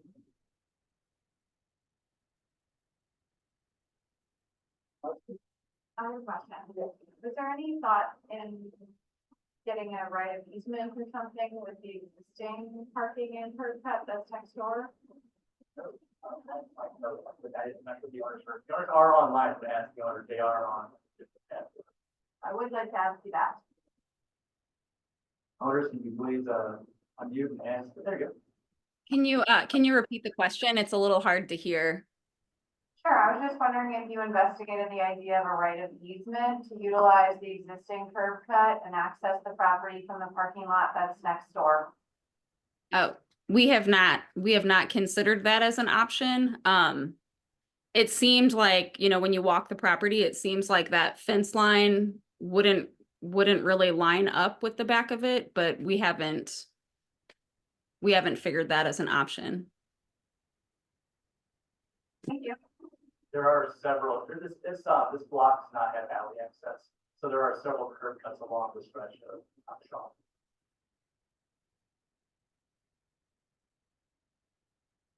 So when making a motion, should we address that curb cut? No, it's good, I mean, That's part of what, no, like, go ahead, just make it say, say, preliminary review, for the curb cut, as well as the border. That's fine. Let's do the motion.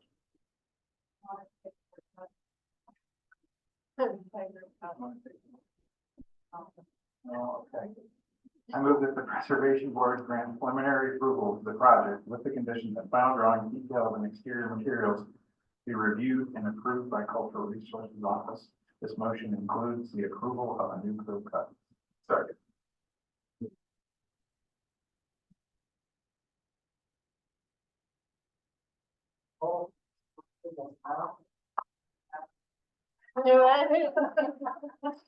Like the house, it's not the curb cut, right? Okay. Commissioner Hamilton? Yes. Yes. Robinson? Yes. Based on this, legal, one issue is all. Preliminary project. For the record, I live in a house in Patton Alley and I have a right of easement from someone else's property to get to my back parking. In the city of St. Louis.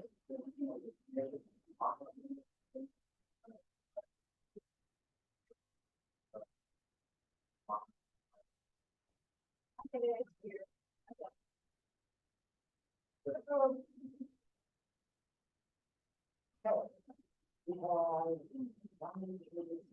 have five approval, 12, yes.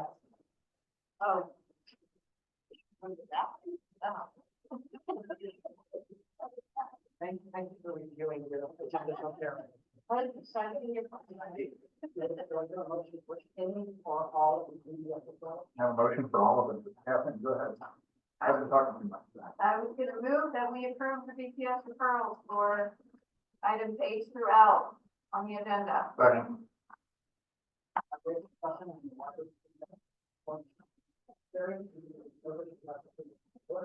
Yeah.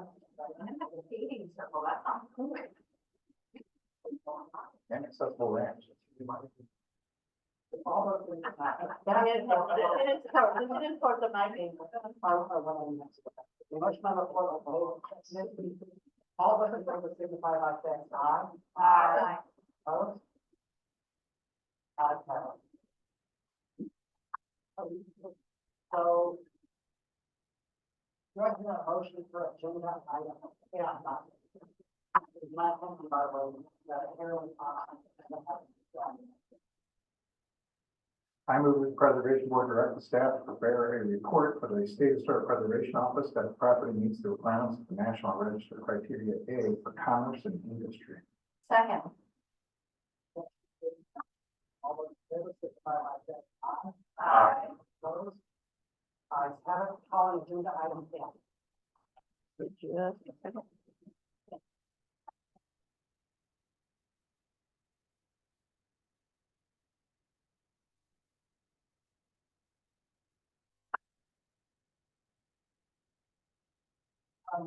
Nomination, to the National Register of the Heritage House, 2800 Olive.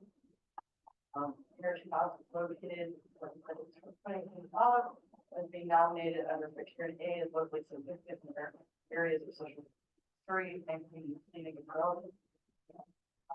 Constructed in 1968, area of significance in 1974, which is the 50-year cutoff, although the building remained, and it wasn't. The 19-story brick and concrete building is only known as an example of teacher retirement community was building is considered as a housing project in the Mill Creek Valley urban renewal area. Although restricting rental only was not allowed under FHA rules, building popularity meant the vast majority of renters were hired to use. So Elder was a big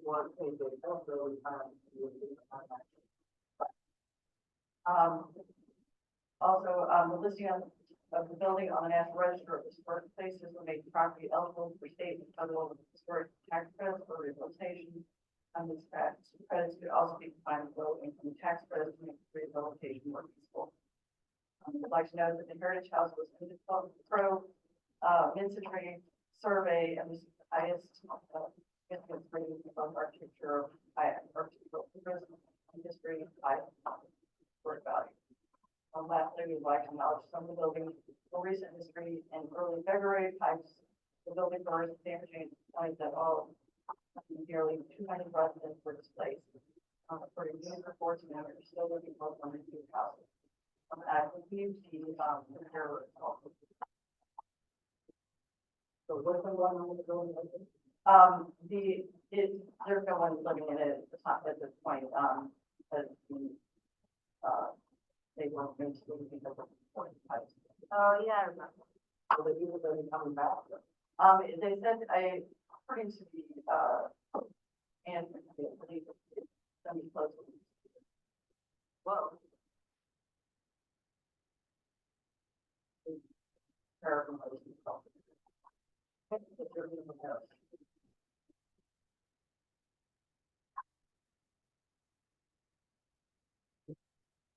Yeah, Mason's here. When I'm going to the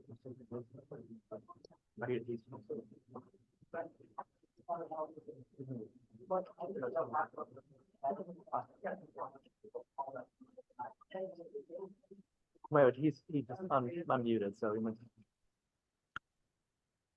he's ready to go. Hi, good evening. Can everyone hear me? Yeah. Great. My name is Mason Martell. I'm with Rosen Preservation of Kansas City, and I was the preparer for the nomination. I know the board ran through a quick synopsis of the property and its history, but I'm happy to answer any questions that the board might have and explain anything that might be unclear. And there's a few additional photos of the property in my slideshow. So what did you develop on by children? I'm sorry, I'm having trouble hearing. The voices are coming in kind of muffled. So what made you choose social significance over architecture? Sure, I thought that the angle with the building's connection to the retired teachers was an interesting one. It is a great example of the international style, but this retired teachers' significance in social history was a unique angle, a unique story, and I thought that it was a very strong argument. Significance is its illegal use. I'm sorry, I couldn't quite make that out. Its significance was its illegal use. Well, so it wasn't exactly the FHA requirements did that. Obviously, they did prohibit discrimination and renting. discrimination and just only renting to retired teachers, but there were certain provisions that were made public about once the building reached a certain capacity, then more teachers would be let in. And I think just given the building's history and the involvement of teachers associations in St. Louis, more teachers just naturally gravitated to the building. So I don't think they were really turning away any non-teachers, but seems that more teachers were just interested.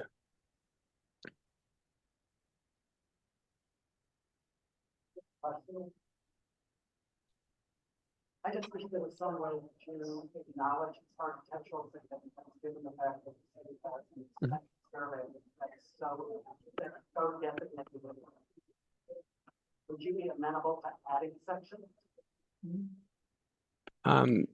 Yeah, I could add more discussion on the architectural significance of the building, but I don't know if it warrants adding another area of significance. I'm happy to put in more discussion about the architectural significance, though.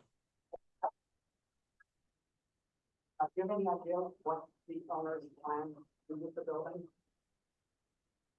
I was having a little bit of trouble hearing, but the owners, I do not know the current plans for the building. No.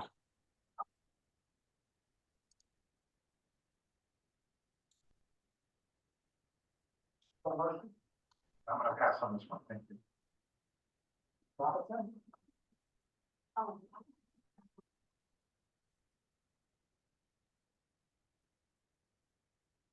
We have 2 minute break.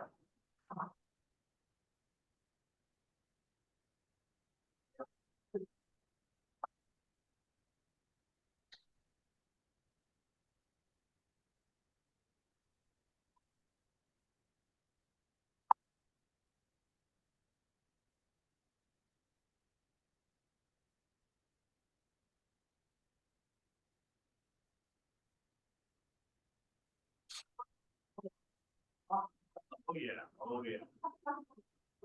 All over. Oh, wow.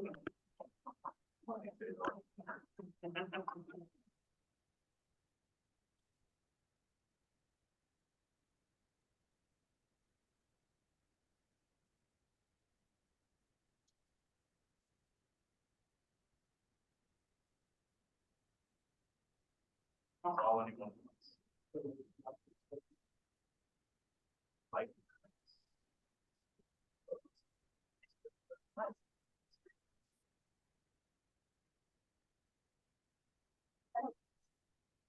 Do the most of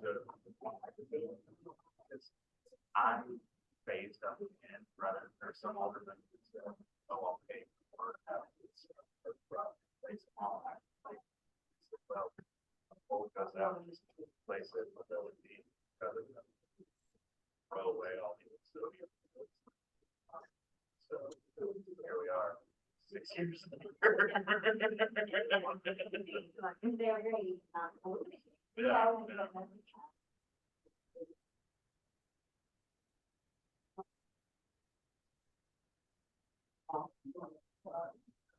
Oh, yeah. They finally did the one outside of my house. I was like, I can't, like, when I wake up in the night, I don't have to turn on the lights, walk around my house. I love it, I love it.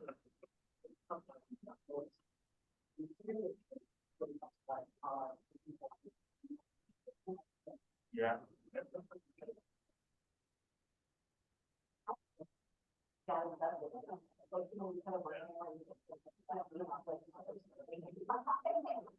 I can do what I will do. I have a couple of they just cover my door, so I try not to. Okay. I can't say people. Well, they go like, no. Terrible. Oh my God. I don't know.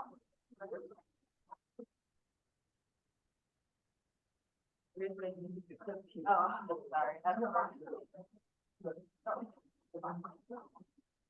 Okay, we're back in session. There's a motion.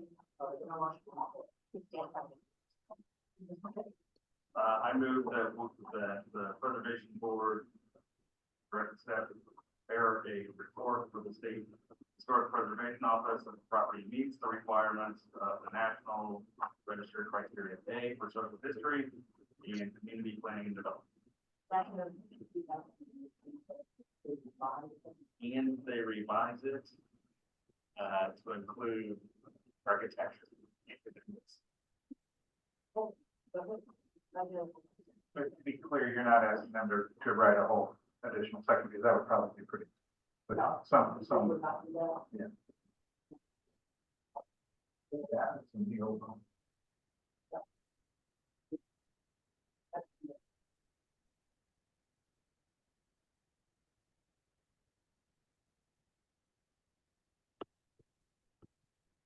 That's fair enough. Okay, so the motion was made and seconded and seconded. All those in favor signify by saying aye. Opposed? The ayes have it. Director's report. Some housekeeping, the date of the May preservation, we're being called on Memorial Day, May 27th. What? Okay, I'm not doing anything else. Great. Good for you. We would like to propose change the date to May 20th, which as luck would have it would be 4 weeks from the April date and 4 weeks from the June date. So it would not really mess up the rhythm of our usual process. I don't know if we need to take a vote here now. Obviously, we have several board members present, but we don't need a vote. Great, we can find consensus. I'm able to get that. Okay. I'm down that weekend, following people. Yeah, that was it, so. Definitely would be our Memorial Day. I will not be here. Right, so. So like if you can find what we can make. Okay, I'll send an email to everyone tomorrow. Couple of dates on our outreach, Bob went and spoke at the McKinley Heights neighborhood meeting about 2 weeks ago. I'm gonna go to the Dayton meeting, can't remember which Saturday in April that is, that's coming up. Is that a meeting before? Not to the neighborhood, it's just meeting out in the neighborhood. Oh, it's a fabulous neighborhood. I'm going to talk about the Preservation Review District standards and then start laying the groundwork for possible, local designation. Should be. I grew up in Dayton. You did. You did? I rehabbing my parents' house. I really would like to see before and after in the journey. It's like every other gingerbread house. Yeah. And we continue to meet with neighborhood associations and, one thing I haven't followed up on yet is reaching out to real estate agencies and making sure that they have full understanding of what the regulations are, that they can tell their clients about the benefits of preservation and also tell them, sure, you can go ahead and buy this house next door and tear it down. And then have us be the headies to tell them that. So I would like to walk. No, we know, that's it. We can practice. Don't even know what you're talking about, and I think we should say that. For the meeting. The last thing I wanted to talk about was the request proposals. I sent you all the RFP that was posted. We had our pre-submittal meeting, and I don't know how familiar you are with RFPs. I have not been. This is my very first one, so I'm learning as I go along. Pre-submittal meeting is a chance for anybody who is interested in submitting to hear a presentation and then via the chat, ask questions. We did the best we could to answer those questions during the meeting. We've gotten several subsequent questions. All of the questions will be, I'm working on answers to them right now. They were due by 5 o'clock today. We have to post our responses by 5 o'clock on Wednesday. And then the submissions are due Monday, April 1st. When is submissions? We haven't gotten any because they're not due until Monday. And we don't have the answers to the questions, although most of the questions were not really determinative. They were just curious questions. But we got several compliments on the content of the RFP from the applicants and other people who are not applying to this read it. And Ben and I sat in on that meeting with this moment, and it was energizing to go through this and think about the opportunity that we have to streamline the work that we do. I mean, you saw in tonight's meeting just how arcane and police the one of the 18 districts don't be, some of them mandating that you have the same number of stories on this side of the block, and some of them saying it can be anything in the district or something both sides of the block. So it seems, I know that everyone participated in the creation, as Mike was saying, of the standards, but perhaps that is leading to a level of specificity that is making the intent of standards more difficult to administer. And really, we want to serve the purpose, we want obviously to protect these districts and adding these districts, but in a way that is a little clearer, a little fairer for us, for the applicant, for you as the marketers. So, if you have any questions about the RFP, you can answer them. I would only respond. Uniform distance standards. Not always.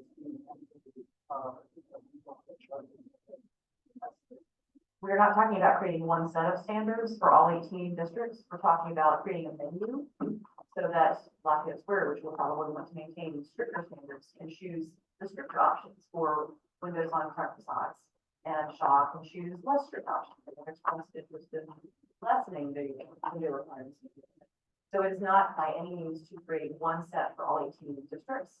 It is to create some uniformity between the standards and the language, the approach, and frankly, the comprehensiveness. We've encountered a number of situations where there are unintended consequences because I believe in Lafayette Square, what we found out after careful reading was that if you are building a garage is on a corner house at an alley, that the way the standard is written for that, you have to have all four facades of brick, which is probably not the intent, but that's the way the standards work.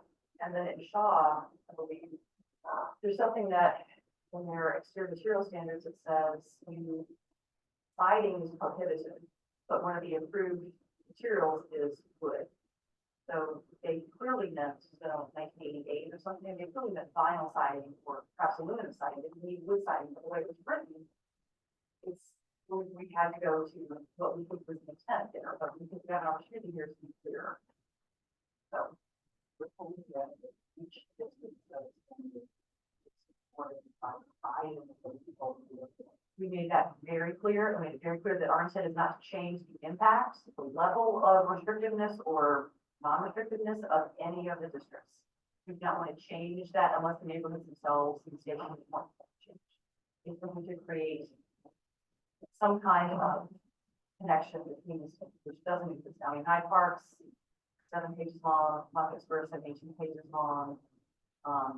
There are numerous instances, especially in districts with shorter amounts of standards. Hyde Park was one that we've been talking about a lot with the neighborhood that just really don't speak to a wide variety of development proposals, new construction and renovation. And several of the districts for new construction, as they refer to the renovation or rehabilitation standards, which is very difficult to apply sometimes because they talk about use of original materials. And then new construction, you're not talking about the building. So, as the people who interpret the standards, we can tell you like it's really challenging. That's why we pay the big dollars. Right? Yeah, I simply encourage caution. Oh gosh, that is 180 degrees away from where we want to strengthen the districts and give the stakeholders the opportunity to tell us exactly what they want. We don't intend to change the nature of the standards unless, as one neighbor has expressed, they don't want window restrictions that are as tight as already existing standards. So if that's their wish, that's what this setup may be an option to allow them to do. Not yet.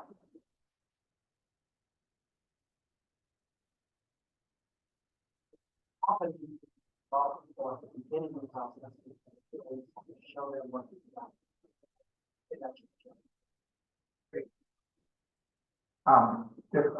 Different but related topic.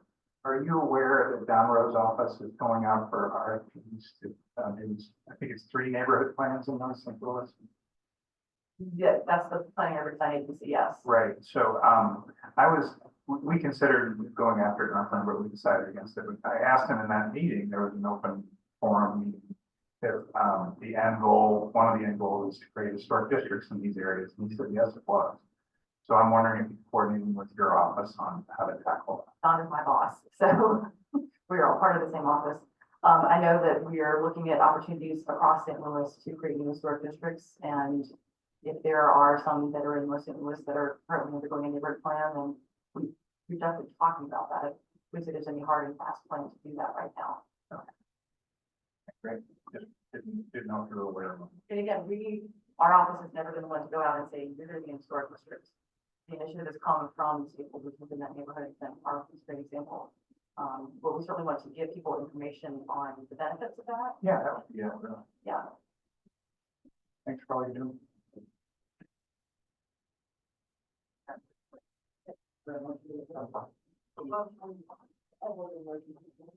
I think right now, without attention.